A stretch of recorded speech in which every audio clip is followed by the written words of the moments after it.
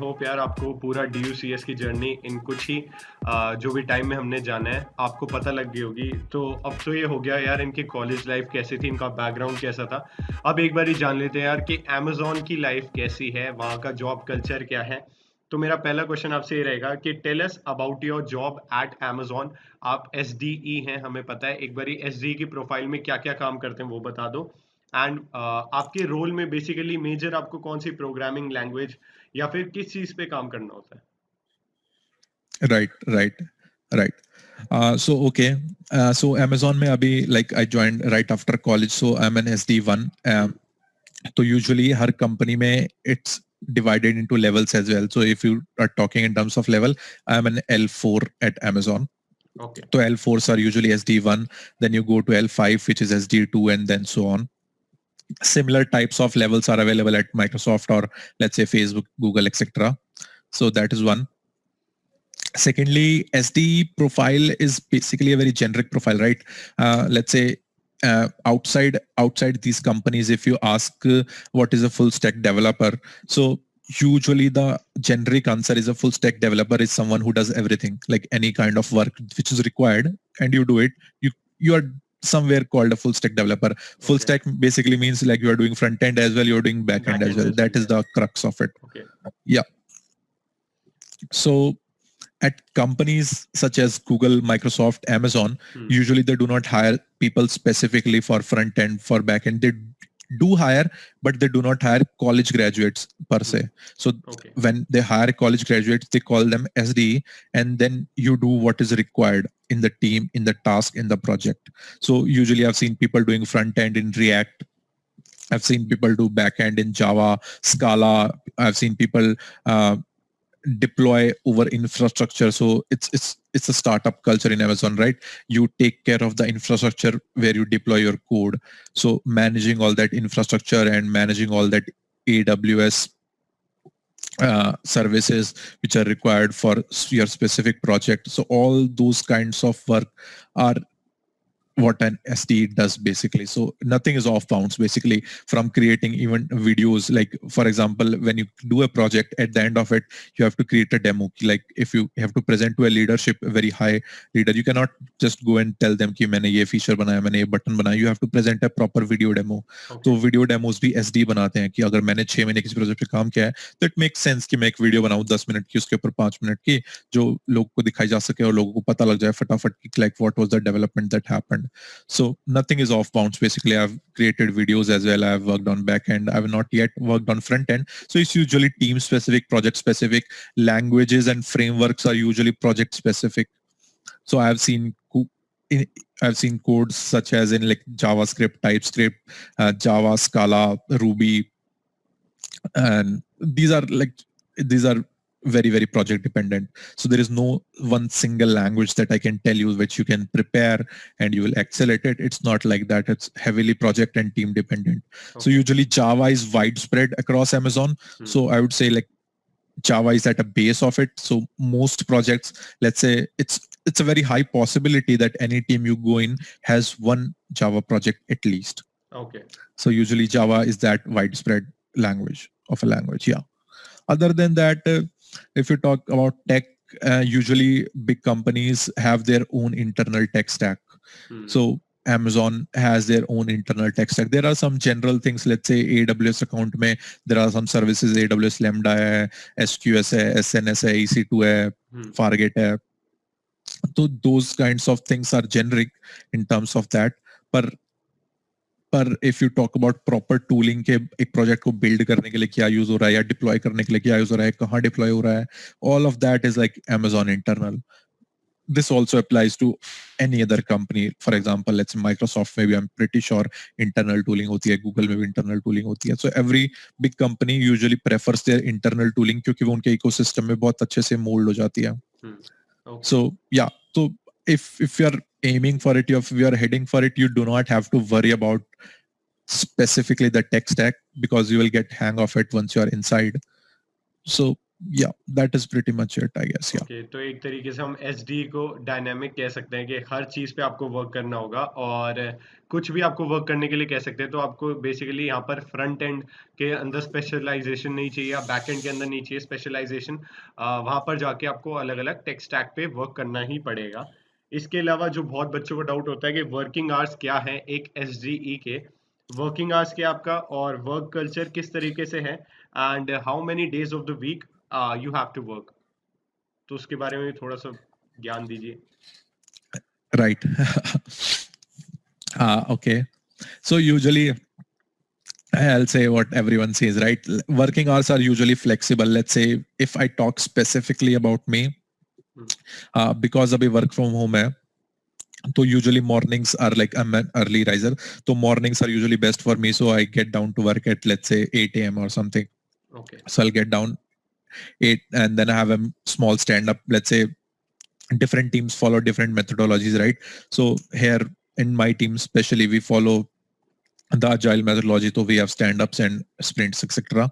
So each morning you have a stand-up, let's say 10:30, 11 o'clock, something around, we will have a stand-up, which will be a small meeting where you tell what did you do last yesterday, what are you going to do today, if there are any blockers, if you need any help, if you need any escalations or something, if you're blocked on some external dependency, external team or something. So that kind of help you can ask for in the stand-up.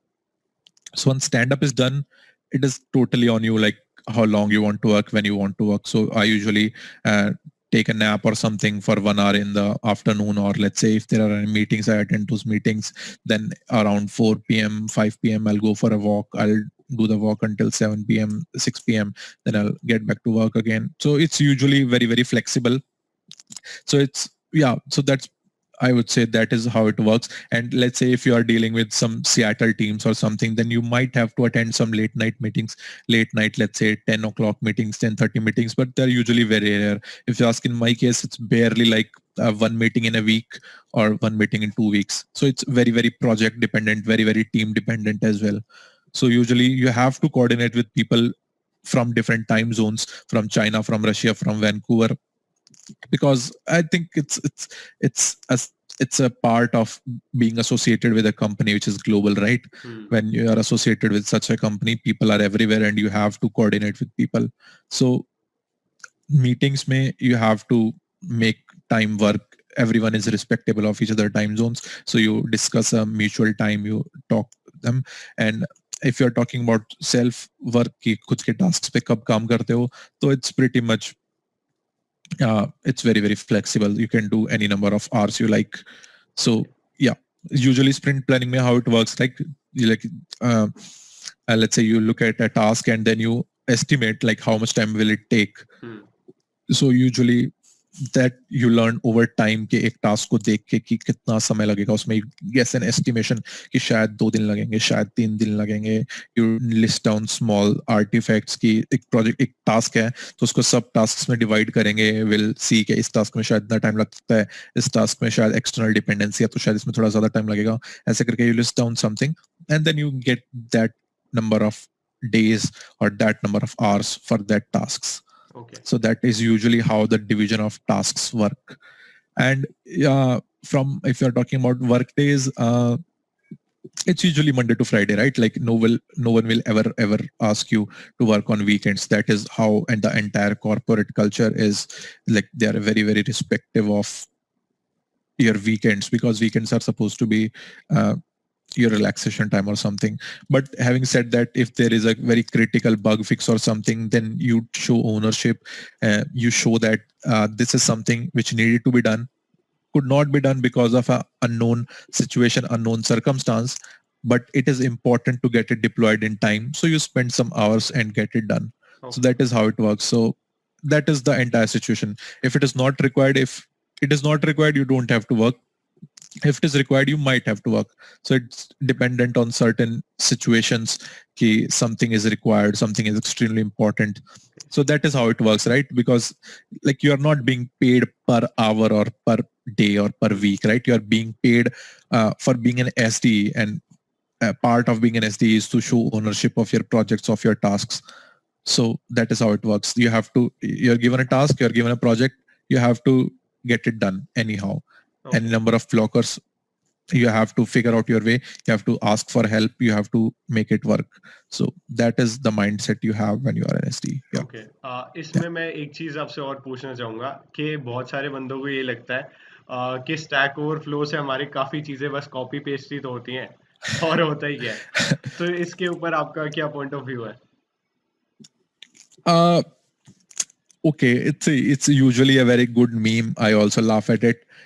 Actual में ऐसा नहीं होता है usually, मतलब it depends right कि किस type का task है. फॉर एग्जांपल कि अगर मुझे कुछ जावा कोड लिखना है और उसमें मेरे को देखना है कि एक एन्यूमरेशन है, उसके ऊपर मुझे इटरेट करके कुछ करना है, तो मेरे को याद नहीं है. I will just go to Stack Overflow, मैं देखूंगा कैसे करते हैं और मैं उसको देख के यूज कर लूंगा. सो उन टास्क में थिंग्स वर्क आउट. बट फिर आपको सोचना पड़ता है कि कितने टास्क्स ऐसे होते हैं जिसमें आप जाके सिर्फ गूगल कर सकते हो. It's not like that. Like staying at least at Amazon, it's not like that because the internal tools के साथ इंटीग्रेशन का कोड लिखना होता है या फिर बहुत सारा इंटरनल मटेरियल होता है. Plus it's also about design कि अगर आपको कोई business specific use case implement करना है, बिजनेस स्पेसिफिक डिजाइन इंप्लीमेंट करना है, तो you will have to think yourself. Like there is no going to Stack Overflow. Usually inside Amazon we have our own Stack Overflow, we have our own Wikipedia, so that is good. Like even if you have some internal problems with tools or let's say some type of code you are writing, we have our internal GitHub as well. So yeah, you can definitely search it. You can definitely find code references. You can definitely find some wiki pages which will help you move a step forward. But it's rarely the case that you will find your answer on a single page or something. So yeah, it's honestly I don't use Stack Overflow as much. I mainly use internal Stack Overflow, but even that is not used as much because yeah, tasks are not as straightforward as like looping a list usually. So there's some thinking required, so it's not as easy. Okay, तो यार सबको clear हो गया होगा कि बहुत ज्यादा ये मीम बन चुका था. तो आज आई होप ये सबको क्लियर हो गया होगा. अब यार हमने ये तो जान लिया कि Amazon में वर्क कल्चर कैसा है. एक बार आप ये भी बता दो यहाँ तक पहुंचा कैसे जाए. तो how you prepared for college placements और आपने क्या क्या मेथड्स और टेक्निक्स फॉलो किए. Right.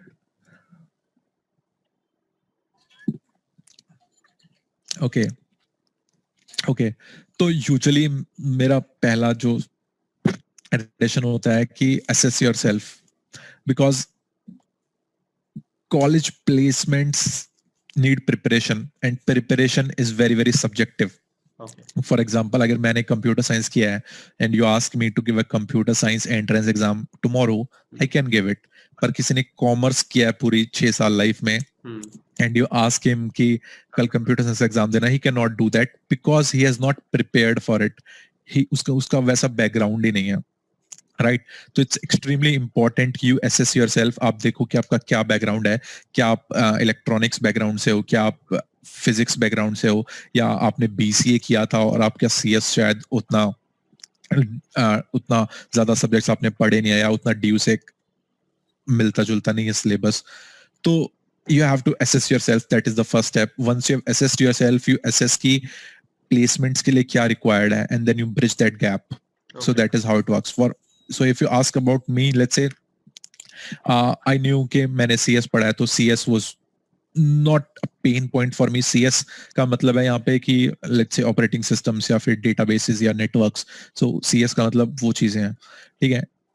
So that is first. Plus I was decent at coding. I was, let's say, if you tell me कि ये करना है, ये करना है, ये करना है, I can convert that thought into code. So when I graduated, I was able to do that. So that is an advantage that I had, right? So you might not be at that situation in your life where you could so easily have mastered a language, or where you're not able to convert your thoughts to code. So that is second. Plus then you have to realize कि tech interviews are especially they're a different kind of ball game, right?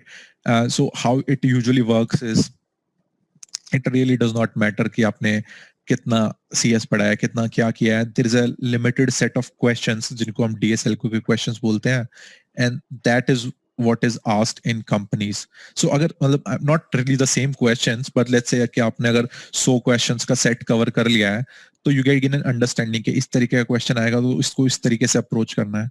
अगर algebra का x finding for x इस equation के लिए solve कर लिया तो दूसरी के लिए आप शायद solve कर लोगे क्योंकि आपने देख लिया कि कैसे solve होता है. Same applies here. आपने कुछ तरीके के question देख लिया कि stack किधर apply होता है, किन cases में apply होता है stack, किन cases में linked list apply होती है, एक linked list को manipulate कैसे करते हैं, pointers कैसे move करते हैं.